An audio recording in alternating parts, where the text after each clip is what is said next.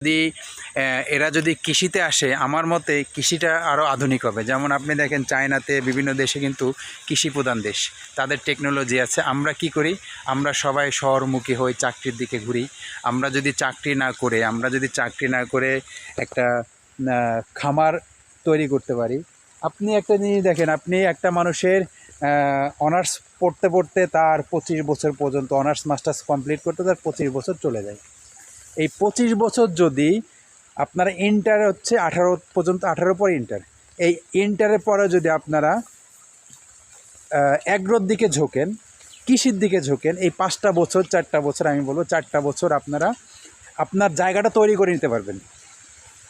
আপনারা কিন্তু এই 4টা বছরে জায়গাটা তৈরি করে নিতে পারবেন। অনার্সে 4টা বছর সময় লাগে। আপনারা যদি এলাকায় বসে, যদি নিজের বাবার জায়গা হোক বা কারো জায়গা লিজ নিয়ে হোক, যদি আপনারা এটা করতে পারেন, আমি মনে করি আপনারা এই 4 বছরে আপনার জায়গা প্রতিষ্ঠিত করতে পারবেন। আপনাদের 4 বছর পরে, অনার্স শেষ করার পরে আর আপনাদের চাকরির পিছে ঘোরা লাগবে না।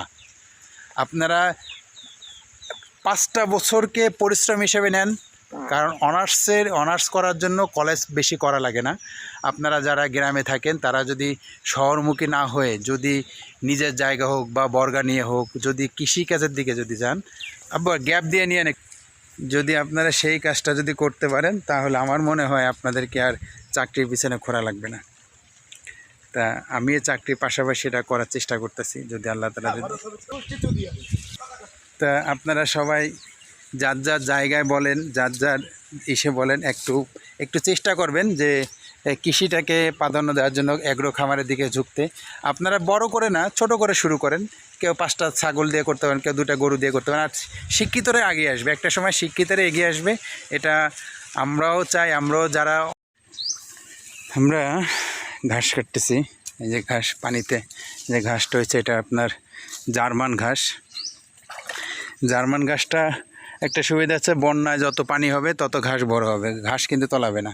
এই যে আমি ঘাস কাটছি, কিছু রেখে দিচ্ছি, এটা আবার ভরে যাবে। হ্যাঁ, ঘাসগুলো কিন্তু পর্যাপ্ত সুন্দর ঘাস। আর এই ঘাসগুলো এই যে কাটতেছে, অনেক বড় বড় হয়, যেহেতু এখন পানিতে একটু কম বাড়ে। পানিতে কম বাড়ে। ঘেরে মাছ চাষ, সাথে ঘাস চাষ, সাথে আপনার ভেরির উপরে ঘাস চাষ আছে এখানে। আপনার যদি 2টা ঘেরওয়ালারা যারা ঘেরবেরি করে, তাদের যদি আপনার গবাদি পশু থাকে, দুইটা ছাগল থাকে, তাহলে দেখা যায়, বা হাঁস মুরগি থাকে, তাহলে আপনার এই যে এইটা হয়ে যায়, যে কি বলে, সম্মিলিত খামার হয়। এটা একটা সম্মিলিত খামার হয়ে যায়। আর বৃষ্টির দিনে ভিজতেছে আর বৃষ্টি পড়তেছে। হ্যাঁ, আপনারা একটু সাপোর্ট দেন আমাদেরকে। আমরা যারা কৃষিকাজ করি বা কৃষিকাজ করার প্রতি অনুপ্রেরণা হচ্ছি, আপনাদের ভালোবাসাটা, আপনাদের সহযোগিতা, আপনাদের একটা কমেন্ট, আপনাদের একটা শেয়ার, আপনাদের একটা লাইক আমাদের অনুপ্রেরণা যোগায়। কারণ চাকরি তো করতেছি, চাকরির পাশাপাশি এটা করার চেষ্টা করতেছি। যদি আল্লাহ তাআলা ভালো কিছু দেয়, তাহলে দেখা যাচ্ছে চাকরিটা ছেড়ে আমি কিছু করতে পারি। আপনাদের ভালোবাসাটা যদি পাই, ইনশাআল্লাহ।